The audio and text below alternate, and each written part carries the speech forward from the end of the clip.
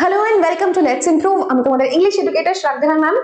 2026-এ তোমরা পরীক্ষা দিয়েছো, মাধ্যমিক পরীক্ষা, এন্ড আশা করি তোমাদের এই টাইমের মধ্যে যখন আমি এই ভিডিওটা আপলোড করছি একটা কুল ডাউন পিরিয়ড তোমরা পেয়ে গেছো। এবার আমরা আস্তে আস্তে এগোবো ক্লাস 11 এর দিকে। কেন কি 11-এ তোমরা যেটা তোমরা দেখতে পাচ্ছ, মাধ্যমিক থেকে মানে তোমরা সিম্পলি মাধ্যমিক থেকে এখন হায়ার সেকেন্ডারিতে তোমরা যাচ্ছ, এবং সেখানে পড়াশোনার দিকটা, প্যাটার্নটা, ধরনটা সবই কিন্তু একটু একটু হলেও চেঞ্জ হচ্ছে, এবং সেইটা নিয়ে আজকে আমরা কথা বলবো আজকের ভিডিওতে। মেইনলি এটা সিলেবাসের ভিডিও, বাট এটার সাথে সাথে আমি তোমাদেরকে আরো কিছু ইনফরমেশন এটার মধ্যে প্রোভাইড করব, যেখানটা তোমরা জানতে পারবে কত মার্কস থাকছে তোমরা, এবং কি কি আলটিমেটলি ইংলিশটাই তোমরা পড়বে ফর 6 মান্থ।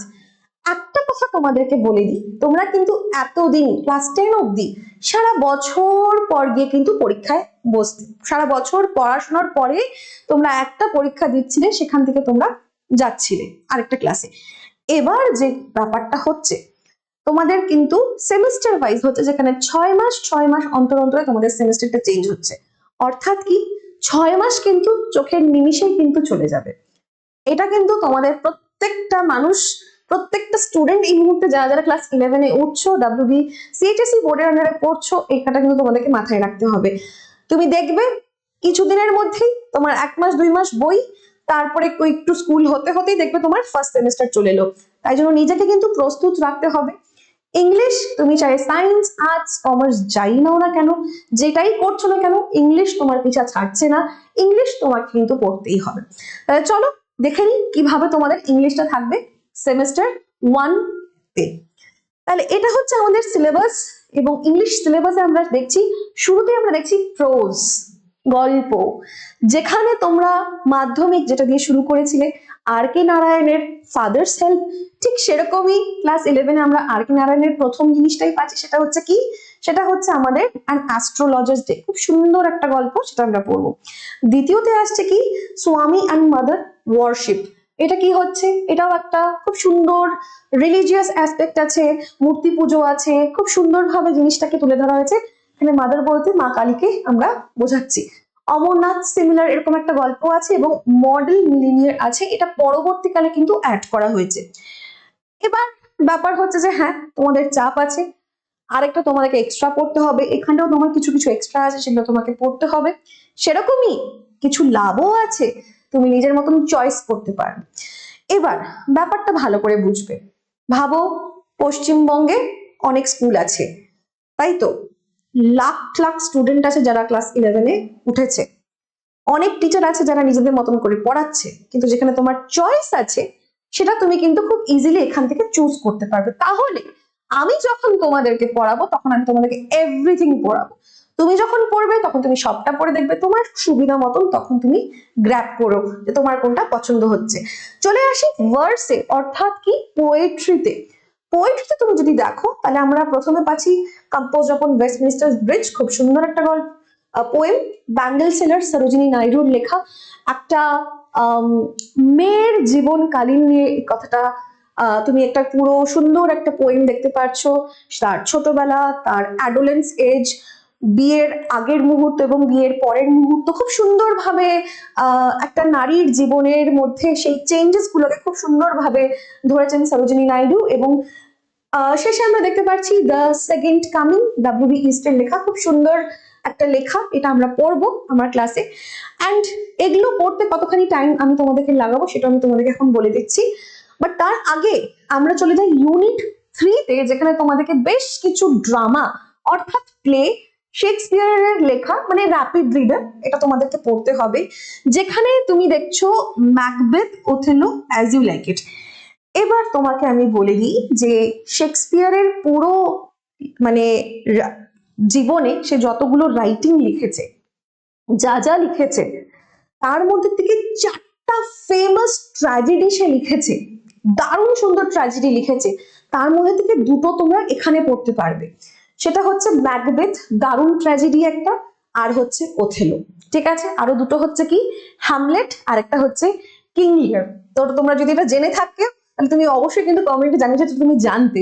ঠিক আছে, তাহলে এই 4টার মধ্যে তোমরা কিন্তু 2টো এই ক্লাস 11-এ পড়তে পারবে। এর সাথেও দেখো 2টো বোর্ড পরে এক্সট্রা অ্যাড করেছে তোমাদের জন্য, সেটা হচ্ছে the story of an hour আর হচ্ছে ওপেন উইন্ডো এইটা। তাহলে এইগুলো আমরা কিন্তু ওভারঅল কমপ্লিট করব। এবার এগুলো দেখে মনে হচ্ছে অনেক গ্রামারও থাকবে, আরো অনেক কিছু থাকবে, তাহলে এগুলো কিভাবে কমপ্লিট হবে দেখো। 4টে আমাদের প্রোজ আছে, মানে গল্প আছে, খুব বেশি হলে 8 দিন লাগবে কমপ্লিট করতে, ঠিক আছে? এটা আমি কেন বলছি, আমি একটা রিজন দিচ্ছি। 3টে পোয়েম 3 দিনে কমপ্লিট, একদম গল্পের মতন, জল মতন বোঝাবো, জলের মতন বুঝবে, অ্যান্সার করতে পারবে। এগুলো পড়াতে মোটামুটি 1 2 3 4 5 দিন, তো মোটামুটি 8 থেকে 10 দিনের মধ্যে আমি যদি খুব বেশি টাইম নিয়েও পড়াই, যে অল্প অল্প করে তোমাদের চাপ না পড়ে, কমপ্লিট হয়ে যাবে। আদারওয়াইজ এই 5টা গল্প আমার 5 দিন লাগবে পড়াতে। এটা বলার কারণ হচ্ছে, তুমি আর্টস যদি নিয়ে থাকো তাহলে তোমার বড় বড় যে সাবজেক্ট গুলো সেখানে তোমাকে অনেক কিন্তু পড়তে হবে, অ্যান্সার রাইটিং এর ব্যাপার আছে। কমার্সেরও ঠিক সেরকমই অনেক বুঝতে হবে, লিখতে হবে, এবং সায়েন্সের স্টুডেন্টদের আরো বেশি চাপ আছে, বিকজ ওদের ভাস্ট অনেক সিলেবাস এবং ওখানে অনেক থিওরি আছে, প্র্যাকটিক্যাল আছে, অনেক কিছু আছে। এবার আমি যেটা চাই আমার স্টুডেন্টদেরকে ডেলিভার করতে, সেটা হচ্ছে কি, যে স্টুডেন্টরা যাই নিয়ে থাকুক তোমরা সেটাতে টাইম দাও, ইংলিশে যাতে তোমার কম থেকে কম টাইমে যাতে তুমি ম্যাক্সিমাম মার্কসটা গেইন করতে পারো। তাই জন্য তোমাকে বললাম আমার পড়াতে এইটুকুনি টাইম লাগবে, আর আমি একবার যখন পড়িয়ে দেব জল ভাত তোমাদেরকে আমি এটা করে দেবো। তোমাকে যাতে ডাবল খাটনি খাটতে না হয় ইংলিশের জন্য, বিকজ তোমাকে টাইম সেভ করতে হবে বাকি জিনিসের জন্য। আবার একটা রিমাইন্ডার দিয়ে দিচ্ছি, 6 মাস কিন্তু চোখের নিমিষে চলে যাবে, এটা কিন্তু মনে রেখো তোমরা। এবার আসি হচ্ছে গ্রামারে। অ্যাজ ইউজুয়াল গ্রামার তো থাকবেই। সিম্পল দেখো, সব গ্রামার কিন্তু নেই এখানে, কিন্তু বোর্ড একটু আবার সুবিধা করে দিই, সব গ্রামার কিন্তু তোমাদের নেই। দেখো কি আছে, তাহলে ন্যারেশন চেঞ্জ করেছো ছোটবেলার থেকে, ভয়েস চেঞ্জ করেছো, tense, phrasal verb, preposition, clause, transformation of sentence এটা তো পড়েইছো। জেরান্ড পার্টিসিপল, যাদের জেরান্ড পার্টিসিপলে প্রবলেম আছে সমস্যার কোনো ব্যাপার নেই। মনে করো জেরান্ড আর পার্টিসিপল হচ্ছে মাস্তাতো ভাই আর পিস্তাতো ভাই, পিঠাপিঠি, ওরকম ওদের চাপের ব্যাপার নেই। একদিন ক্লাস নেবো সব একদম জল ভাত হয়ে যাবে। তাহলে এগুলো তোমাদের থাকছে, এবং তার সঙ্গে রাইটিং নেই, রাইটিং এর আর ঝামেলা নেই, চিল। এমসিকিউ তে রাইটিং এর দরকারও নেই, ঠিক আছে? তাহলে আমাদের ইউনিট 5 এ কি থাকছে বেটা? ইউনিট 5 এ থাকছে আমাদের আনসিন প্যাসেজ, একটা আনসিন করতে হবে, ঠিক আছে? আর আনসিনের মধ্যে তোমাদের অনেক জিনিস কমিয়ে দেওয়া হয়েছে, আস্তে আস্তে সেটাও আমরা ডিসকাস করব। তো অত কোনো চাপের ব্যাপার নেই, হাসতে খেলতে পড়ো।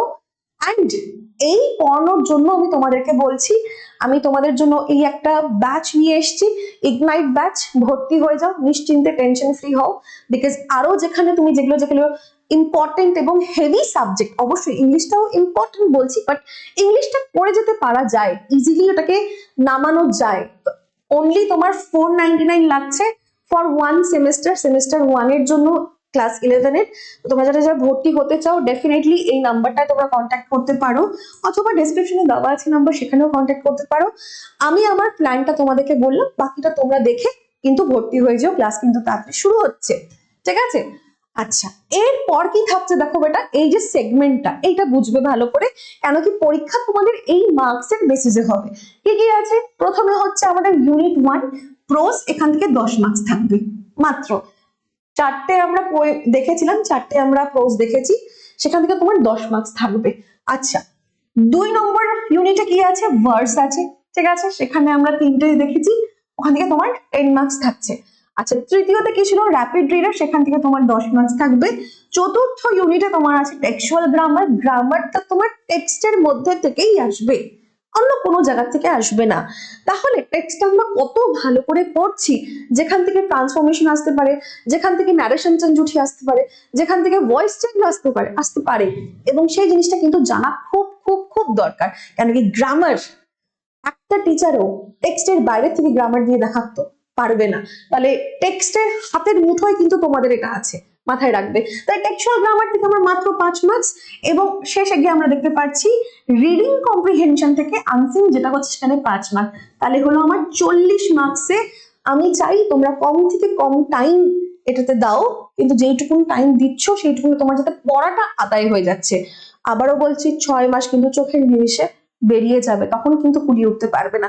তোমরা রিলস দেখছো তো, আমরা যেই উচ্চ মাধ্যমিক স্টুডেন্ট যারা এবার পরীক্ষা দিচ্ছে তাদেরকে আমরা জিজ্ঞাসা করেছিলাম, এবং তারাও কিন্তু একই কথা বলছে, চোখের নিমিষে 6 মাস চলে যাচ্ছে। তাই জন্য এভরি সাবজেক্ট তোমাকে টিপটাপ ভাবে রেডি করতে হবে।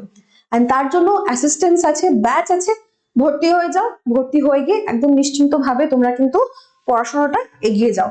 তাহলে এই হচ্ছে তোমাদের পুরো ক্লাস 11 এর সিলেবাস, ইংলিশ সিলেবাসের ব্যাপারটা। এটার সাথে আমি জাস্ট তোমাদেরকে দেখো বলছি, এমসিকিউ প্যাটার্নে পরীক্ষা হবে, কোনো ডেসক্রিপটিভ নেই, কোনো রাইটিং নেই, কোনো সেন্টেন্স কনস্ট্রাকশন নেই, সিম্পল এমসিকিউ থাকবে এবং ওএমআর শিটে ভরতে হবে। অর্থাৎ এরকম বাবল থাকবে তোমাদের, এরকম বাবল থাকবে এ বি সি ডি, যেই বাবলটা মনে হচ্ছে ঠিক সেটা তোমাকে ভরতে হবে। হ্যাঁ, এবার তোমরা প্রথম পরীক্ষা দিচ্ছ, এই প্রথম পরীক্ষায় হতে পারে যে তুমি বাবলটা একটু ভুলভাল বা একটু ঠিকঠাক ভাবে ফিল করলে না, বাট আমি সবাইকে বলবো যেটা করে, আমি দিয়েও দেবো ক্লাসে তোমাদেরকে প্র্যাকটিস করার জন্য। কিন্তু এটা তোমরা যদি না করছো তাহলে হতে পারে তোমাদের যে স্কুলের টিচার যারা চেক করবে তারা মার্জনা করতে পারে, কিন্তু পরবর্তীকালে যখন মেশিনে চেক হবে অন্য সেমিস্টারে, তখন যেন এটা কিন্তু হবে না। কেন কি, মেশিন তো বুঝবে না, মেশিন তো তোমার গাফিলতি বুঝবে না। তো এইটাই হচ্ছে টাইম, শিখে নেওয়ার, বানিয়ে নেওয়ার, নিজেকে প্রস্তুত করে নেওয়ার। এখনই ভাবা করে নিও, ঠিক আছে? তাহলে এইভাবে ওএমআর শিট তোমাকে ভরতে হবে। এবং পরবর্তীকালেও যখন তুমি পরীক্ষা দিচ্ছ কোনো একটা কম্পিটিটিভ পরীক্ষা, যদি ওটা সিবিটি ভাবে যদি না হয়, আর সিবিটি মানে হচ্ছে কম্পিউটার বেসড টেস্ট, যদি না হয় তাহলে কিন্তু অনলি অ্যান্ড অনলি ওএমআর শিটে কিন্তু পরীক্ষা হয়। তাহলে তুমি নিজেকে আস্তে আস্তে সেটার জন্য প্রস্তুতি করে নিচ্ছ ইনডিরেক্টলি দেখতে গেলে। তাহলে কোনোটাতেই ক্ষতি নেই, সবটাতেই লাভ আছে। ভালো করে পড়ো অ্যান্ড এই চ্যানেলটাকে ভালো করে সাবস্ক্রাইব করো, কেন কি 11 এর ইংলিশের আরো কন্টেন্ট কিন্তু এই চ্যানেলে আমি পোস্ট করব। তাহলে দাঁড়ো, দেখা হচ্ছে। এবং যারা যারা ভর্তি হতে চাও, বেশি টাইম না নিয়ে তোমরা কিন্তু ভর্তিটা হয়েছো, ঠিক আছে? তাহলে দেখা হচ্ছে পরের একটি ভিডিওতে। Bye bye.